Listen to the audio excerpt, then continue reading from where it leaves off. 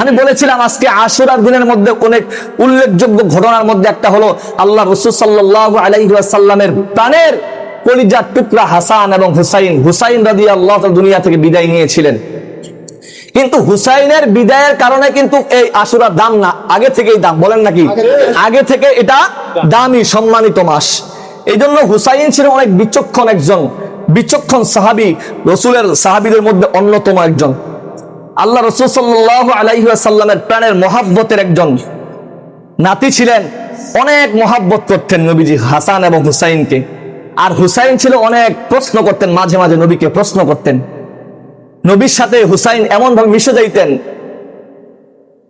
নবীর সাথে এমন নিজের গভীর কথা বলতেন, এমন সময় বলতেন, ইয়া রাসূলুল্লাহ, আপনি যে নিজেকে সম্মানিত মনে করেন, আপনার চাইতে আমি কম না, আপনার চাইতে অনেক গুণে আমি বড় হুসাইন, সুবহানাল্লাহ। এমন কথা বলতেন নবীর সামনে। এমন একটা ঘটনা আসছে, ইতিহাসের মধ্যে আসছে, যেমন একদিন নবীজি মসজিদে নববীর মধ্যে সাহাবায়ে কেরামদেরকে নিয়ে তালিম দিচ্ছেন, যেভাবে আজকে বয়ান করতেছি ঠিক এভাবে সাহাবায়ে কেরামরা নবীজির তালিম শুনতেছিলেন। আর হুসাইন পাশে খেলাধুলা করতেছিলেন যুবক ছেলেদের সাথে। এক পর্যায়ে যখন দেখলেন মসজিদে নববীর মধ্যে শত শত সাহাবীর আগমন উপস্থিতি, তখন দেখলেন নবীজি কথা বলতেছে। এই সময় আর হুসাইন নিজেকে কন্ট্রোল করতে পারে নাই, বাইরে থেকে দৌড়ে নবীর সোহবত নেওয়ার জন্য নবীর কাছে যাবে। কোথায় যাবে বলেন না? নবীর কাছে যাবে। এমন এক সময় হুসাইন রাদিয়াল্লাহু তাআলা আনহু যখন তার বন্ধুদের কাছ থেকে দৌড়ে যখন মসজিদে নববীর মধ্যে ঢুকতে চায়, এমন পর্যায়ে পিছন দিক থেকে উমর ফারুক রাদিয়াল্লাহু তাআলা আনহু হুসাইনের হাত ধরে বলে, হুসাইন রে, এখন তুমি নবীদের কাছে যাইতে পারবে না। কারণ কি জানো? এখন শত শত সাহাবীদেরকে নবীজি তালিম দেয়, নবীজি মশওয়ারা করতেছে, মুজাকারা করতেছে, তালিমের দর্শ দিচ্ছে। এমন সময় নবীর কাছে যাওয়া যাবে না। এক পর্যায়ে উমরের হাত থেকে ছুটে যখন তিনি আবার নবীর দিকে রওনা হয়ে গেলেন, তারপরে আবু বকর তার হাতের মধ্যে চেপে ধরলেন। আবু বকর বলতেছে, হুসাইন, ও হুসাইন, নবীর কাছে যাওয়া যাবে না। নবীজি গুরুত্বপূর্ণ কথা বলতেছে, গুরুত্বপূর্ণ আলোচনা করতেছে, তার আবু বকরের কথা অমান্য করলেন। তারপরে তার উসমান রাদিয়াল্লাহু তাআলা আনহু বাধা দিলেন, উসমানের কথাও মানে না। তখন আলী বাধা দেওয়ার পর আলীর কথাও মানতেছে না। এক পর্যায়ে ডাক দিয়ে বলতেছে, ওমর ডাক দিয়ে বলে, ও আলী, তোমার সন্তান বড় দিন দিন বেয়াদব হয়ে যাচ্ছে, তোমার সন্তান কারো কথা কর্ণপাত করে না। এই সুন্দর মজমার মধ্যে যদি তোমার সন্তান যদি নবীজির কাছে যায়, তাহলে আমাদের এই মজমার মধ্যে ব্যাঘাত ঘটতে পারে। আল্লাহর রাসূলকে ডাক দিয়ে বলে, ইয়া রাসূলুল্লাহ। হুসাইন ডাক দিয়ে বলে, নানাজি, আপনার সাহাবীরা আমি হুসাইনকে চিনে নাই, না চিনার কারণে আপনার কাছে যাইতে দেয় না। ও নানাজি, আপনার সাহাবীরা যে, আপনার উমর, আপনার আবু বকর, আপনার উসমান যে আমাকে আপনার কাছে যাইতে দেয় না, তারা কি আমি হুসাইনকে চিনে? তারা যদি আমাকে চিনতো তাহলে কিন্তু আপনার কাছে যাইতে বাধা দিত না। সুবহানাল্লাহ। তারা আমাকে চিনে না, যদি চিনতো তাহলে আমাকে বাধা দিত না। তখন ওমর ডাক দিয়ে বলতে, কি চিনলো?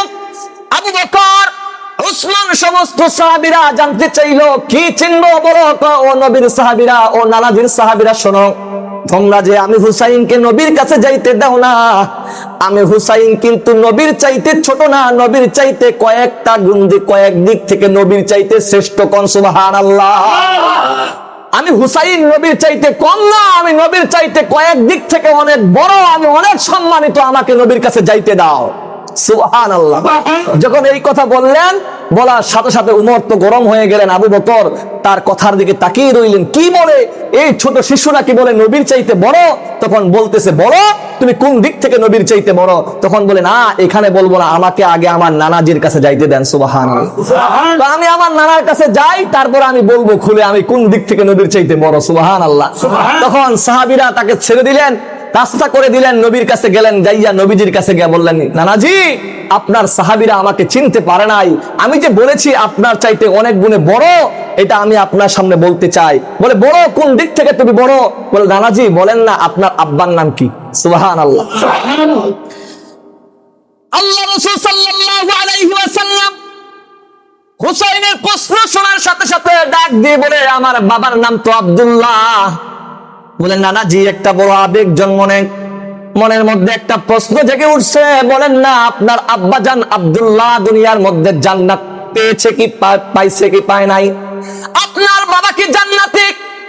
আপনি আমাকে একটু বলেন। নখন নবীজি ডাক দিয়ে বলে, হুসাইন, আমার বাবা জান্নাতি হবে কি হবে না এটা আমি জানি না, হয়তোবা আল্লাহ রাব্বুল আলামিন আমি নবীর উসিলা করে আমার বাবাকে মাফ করে দিবেন, কিন্তু জানি না আমার বাবা জান্নাতি কি জান্নাতে যাবে নাকি জাহান্নামে যাবে এটা আমি জানি না, কিন্তু এতটুকু আশা লালন করি হয়তোবা আল্লাহ রাব্বুল আলামিন আমি নবীর উসিলা করে আমার আব্বাজানকে জান্নাত দান করবে। সুবহানাল্লাহ। তখন হুসাইন ডাক দিয়ে বলে, সমস্ত সাহাবীদেরকে বলতেছে, ও সাহাবীরা শুনছো, নবীজির আব্বাজানের নাম আব্দুল্লাহ। আব্দুল্লাহ জান্নাতে যাবে কি যাবে না নবীজি তা জানে না, হয়তোবা নবীর কারণে আল্লাহ তাআলা নবীজির আব্বাজানকে মাফ করে দিতে পারে। এখন আমার বাবার পরিচয় শোনো, আমার বাবার নাম হলো আলী। কোন সুবহানাল্লাহ। আমার নানা যেহেতু বলেছে, আনা মাদিনাতুল ইলমুন ওয়া আলিয়ুন বাবুহা।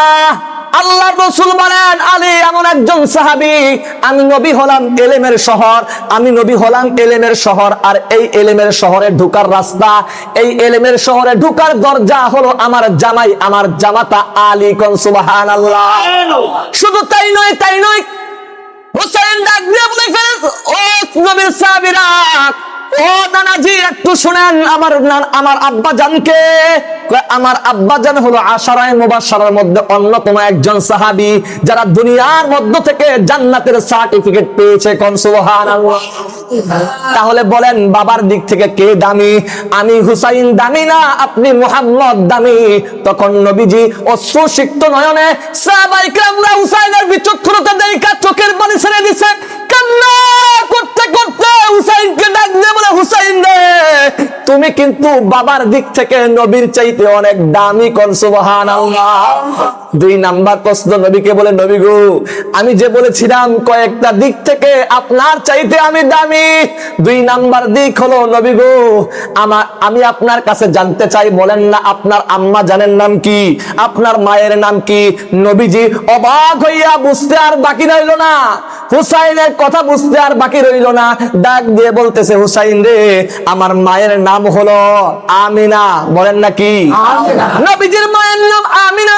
তখন হুসাইন ডাক দিয়ে বলে, ও দাদাজি, আপনি বলেন না আপনার আম্মা জান আমিনা জান্নাতে যাবে কি যাবে না, জান্নাতের সার্টিফিকেট পেয়েছে কি পায় নাই?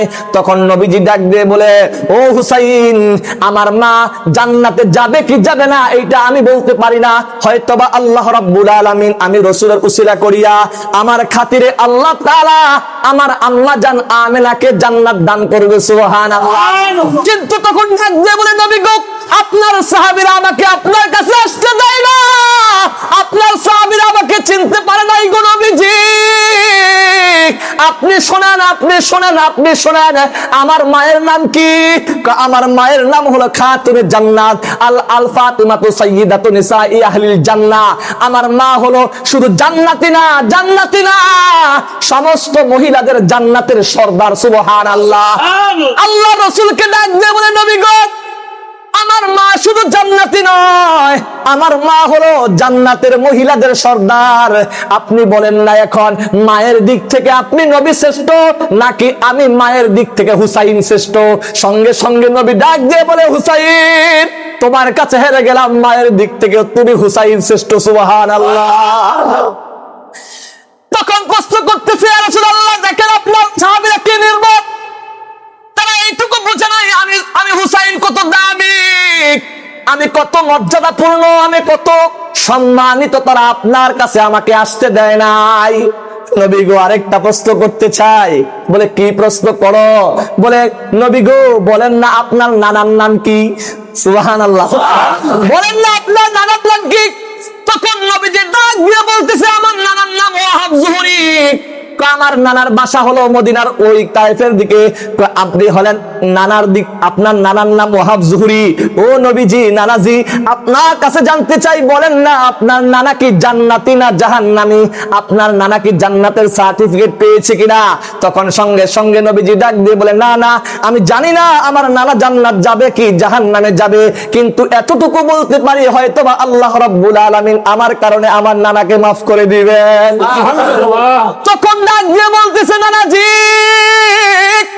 আপনার সমস্ত সাহাবীদেরকে জানিয়ে দেন আমার নানার নাম হলো মুহাম্মদ। আল্লাহু আকবার।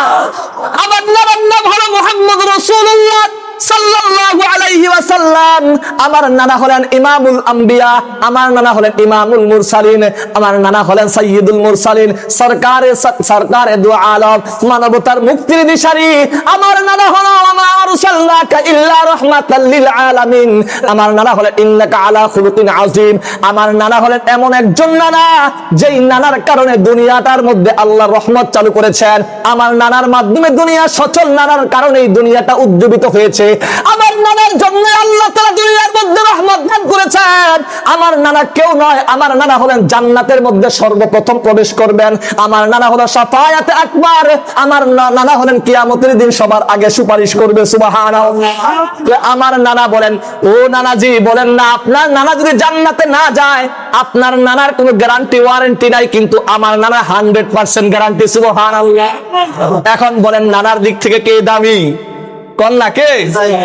হুসাইন দামি। তখন সাহাবীরা এই ছোট শিশু হুসাইনের কথা, বিচক্ষণ কথা শুনে তারা অঝর ধারায় চোখের পানি ছেড়ে কান্না করতেছে। বলে, না, হুসাইন তো সাধারণ যুবক নয়, সাধারণ কে নয়, তার মধ্যে কি আছে বলেন না? বিচক্ষণ আছে, তার জ্ঞান প্রচুর মেধা ছিল, তার প্রখরতা ছিল, ইলমের প্রখরতা ছিল, সে এমন একজন সাহাবী। আর এই হুসাইন কিন্তু এই মুহররম মাসের 10 তারিখেই বিদায় নিয়েছে, এই মাসেই বিদায় নিয়েছে। এই জন্য আমরা রোজা রাখবো, নামাজ কালাম করবো, তাসবিহ তাহলিল পাঠ করব। সময় অনেক চলে গেছে, আলহামদুলিল্লাহ এখানে বয়ান শেষ আমার। কিন্তু আপনাদের কাছে বলতে চাই, এখন এই মাসের মধ্যে নির্দিষ্ট ইবাদতের মধ্যে রোজা আছে। কি আছে বলেন না?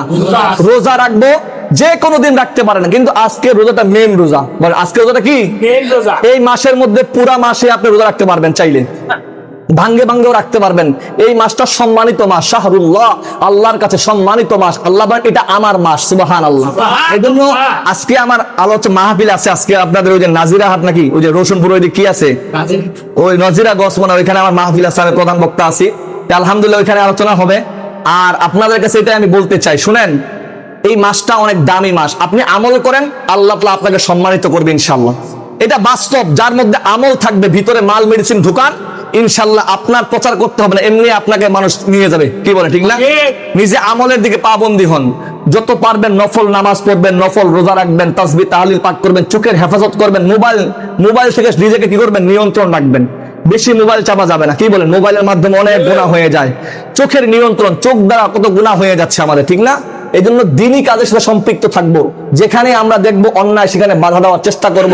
আর আপনাদের কাছে আবারও বলি, যদি আমার কথায় কেউ কষ্ট পেয়ে থাকেন, আল্লাহর রাস্তায় মাফ করে দিবেন। কাউকে লক্ষ্য উদ্দেশ্য করে কখনো কথা বলি না, যেটা সঠিক সেটা বলার চেষ্টা করি। হয়তো পারি না, বলার চেষ্টা করি। হয়তো আপনাদের মন মতো বলতে পারতেছি না, কিন্তু আমি বলার চেষ্টা করতেছি। আল্লাহ যেন সবাইকে কবুল করে, বলেন আমিন।